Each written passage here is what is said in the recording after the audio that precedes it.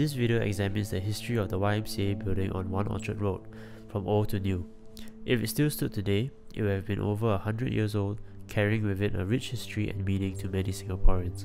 It was torn down to make way for a new YMCA complex, but was the old building worth preserving?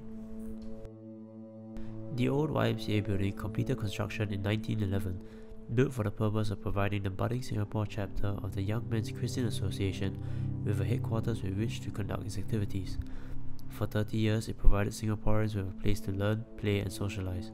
The YMCA offered many educational and recreational activities for the people, which helped to forge greater bonds and memories of the place.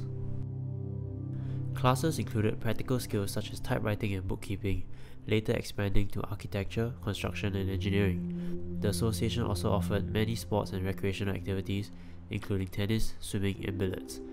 Many members and others were first connected to the YMCA through a class of sport, and the old building and its surrounding facilities became iconic to them for these reasons.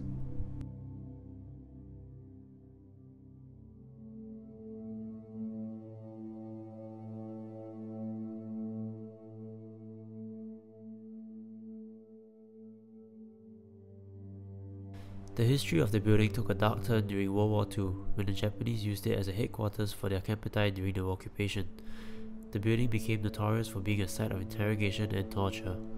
From the outside, the building looked the same, but it had an entirely different feel to it altogether. People dared not go near the building for fear of being accosted by the campaigned, and the YMCA building came to be associated with the horrors of the occupation.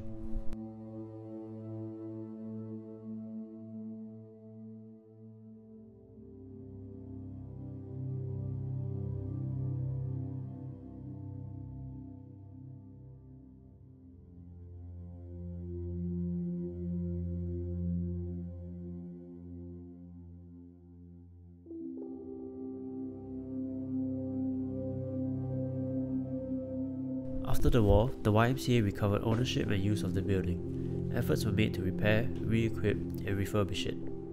It was eventually reopened to the public toward the end of 1946, a year after the end of the occupation. After the next 25 years, expansions were also made where possible. The activities that were conducted before the war resumed. The building was eventually demolished in 1981 to make way for a newer and more spacious complex, which still stands today.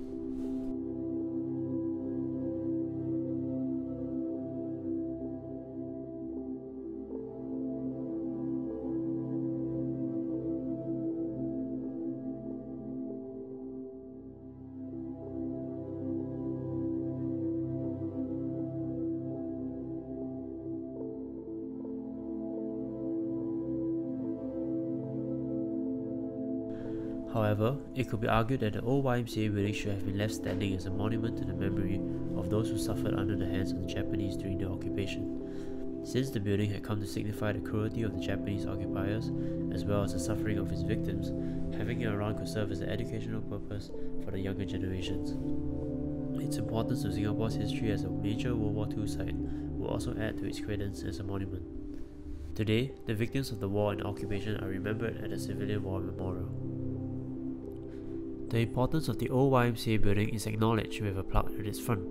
The YMCA continues to flourish and provide, much of it thanks to its newer and larger premises. What do you think?